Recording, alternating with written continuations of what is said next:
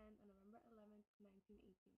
Before then entering the war, the U.S. had remained neutral, though the U.S. had been an important supplier to Britain and other Allied powers.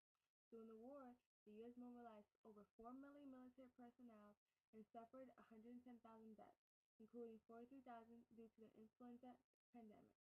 The war saw dramatic expansion of the U.S. government in an effort to harness the war effort and a significant increase in the size of the U.S. military.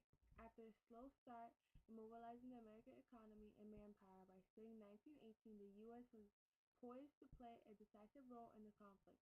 Under the leadership of President Woodrow Wilson, the war represented in the climax of the progressive movement as it claimed to bring reform and democracy to the world.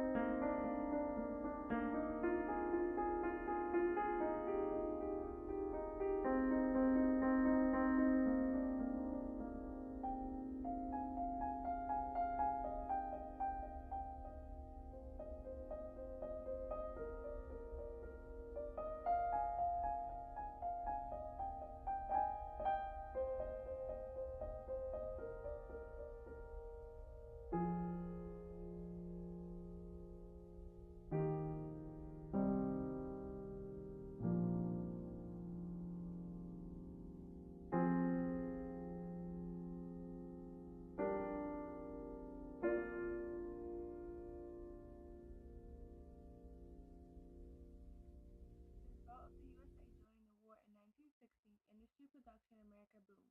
Manufacturers had to keep production up to the pace needed to support the war. In order to produce more material in a short amount of time, new technologies were developed to help manufacturers meet the needs of the government and people. Also, more job opportunities opened for women and African Americans.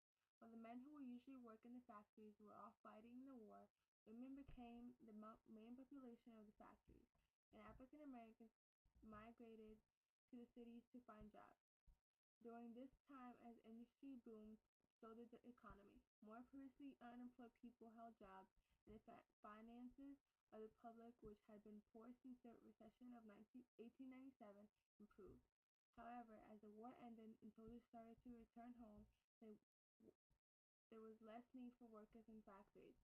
Many women stopped working, but even so, there was not enough jobs for the men returning home from Europe.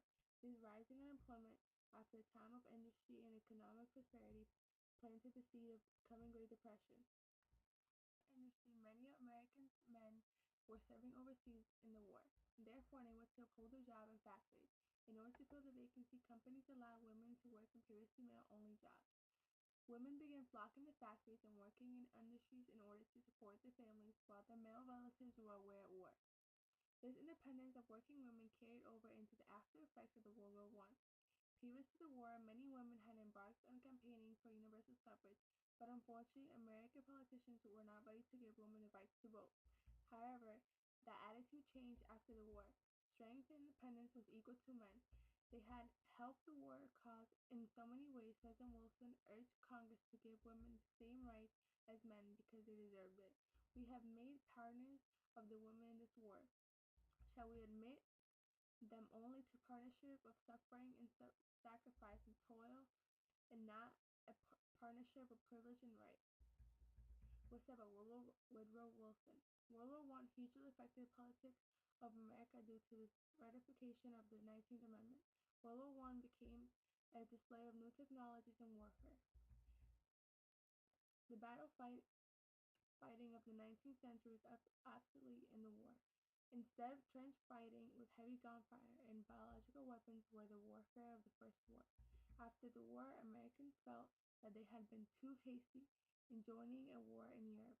This sentiment caused a new era of diplomacy that include not becoming involvement in European conflicts. The diplomacy of America became that unless attacked by a belligerent nation, America will not enter war anytime soon. This anti-war sentiment lasted until the 1940s when Pearl Harbor was attacked. The United States entered into the Second World War. In fact, many believe that in 1941, President Roosevelt knew that the Pearl Harbor attack, but could not act sentiment late in 1910. It lasted for 20 years. Clearly, the new diplomacy of not engaging in the European affairs and anti-war sentiment was in effect with World War One. World War One only had a huge effect on America, including highly productive industries that preceded the Great Depression, jobs given to women, which helped pass the diplomacy and anti-war sentiment that affected America's entrance into World War Two. Not only did the American public feel these effects, but also the losses of so many men in the war affected all of America and all the world. Although America suffered some bad effects of the war, certainly it was nothing compared to Europe, where nations were divided and reformed, and entire countries scourged by warfare. Certainly, World War One was devastating to America as well as the entire world.